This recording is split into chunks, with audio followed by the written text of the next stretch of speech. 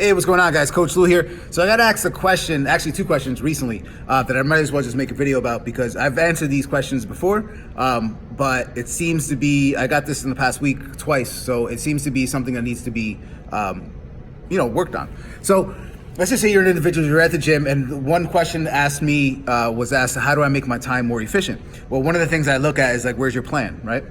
Because if you don't have a plan, then you're just kind of gonna get to the gym and figure out, maybe that guy looks like he knows what he's doing, right? So let me just follow that, right? So if you don't have a plan, you have to get yourself a plan. That makes things very efficient. When I build and develop plans for people, I could tell them how much time they should take in the gym because I know the rest periods, I know the amount of sets and reps that they're gonna hit, and I know how much longer they should take, right? So one of the questions always asked me, why do I need to work the different rep zones? Right, different 1 to 3, 1 to 5, 6 to 12. These things, 1 to 3, what does that really work? 1 to 3 reps is maximal strength, right? And that's asking the tissue, say a max effort squat, right? Which is a full body exercise, asking the tissue to contract as hard as possible, and you're really training your nervous system and motor units to squeeze as hard as possible. This is needed towards somebody who needs to develop and produce that kind of strength level, but not everybody, not your average gym goer, needs to do that. You might be better served in that 1 to 5 rep zone, right? And maybe you're just interested in what can I max out on, and some of these things need to be worked on over time. But that's not necessarily a concreted thing, right? So 1 to 5 would be that I'd say 70 to 100%, right? The max strength would be 80 to 100%, and these are arbitrary numbers.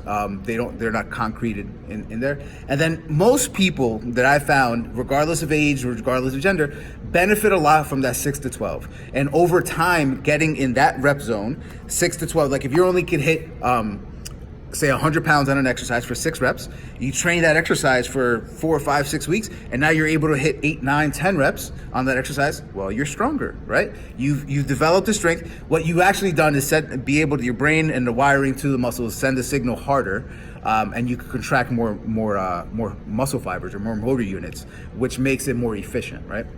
So you didn't necessarily got bigger, you just made the muscle mass that you currently have more efficient. And then the last rep zone would be that 12 to 15, where that would start turning into more endurance work. And you'll start to turn that lactate or that burning sensation, right?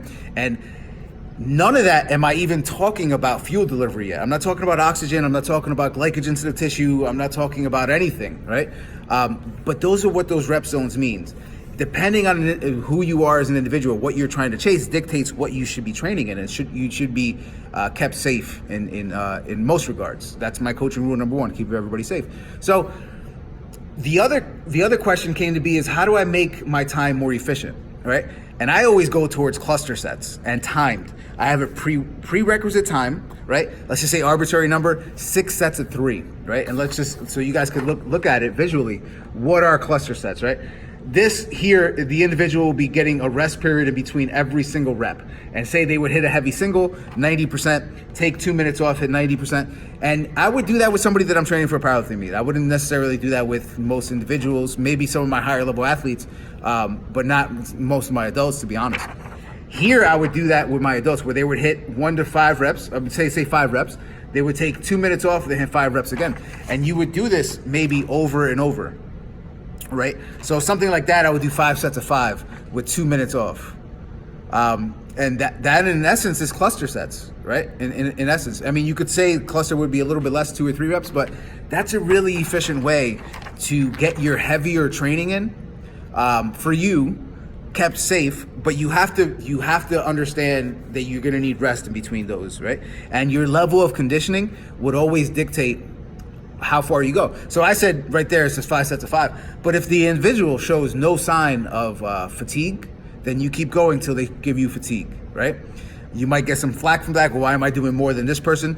Because this is the required workload that you showed me that you need to do to get the response that we want, right? And that's dictated by conditioning. And it's totally off topic. Somebody who's strong, in order to get stronger, you have to be fit enough to handle that workload. So a lot of people out there are strong, but they're not fit enough to handle the workload to get stronger. And this is that's a whole other topic for another day, all right? So you guys understand why rep zones are needed and what we're really doing and chasing with those rep zones. And number two, make things more efficient for yourself, right? Make exercises, give yourself, if you have a plan done by somebody or myself or something, they're gonna give you all the reps and blah, blah, blah to do. But understand that clusters are, look into that training for yourself, because that is a way that in 10 minutes, you could do a shit ton of work in 10 minutes of just deadlifting or just pull-ups or just bench pressing, whatever.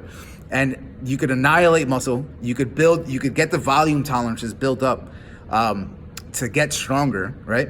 And case in point, you're more efficient. 10 minutes of work, very, very efficient 10-minute block, right? And then how you would progress that, do 12 minutes of work next time, do 15 minutes of work. And that's how you start to get efficient in training. That's how 45 minutes of workouts could be, you're absolutely spent, right? That's just that type of work, but the other 30 minutes could be worked on something else, right? So if you guys have questions, ask me, I'm here to answer. If you guys are interested in training with me, by all means, just inbox me. I'll let you know on how everything works. But Coach Lou here, till later.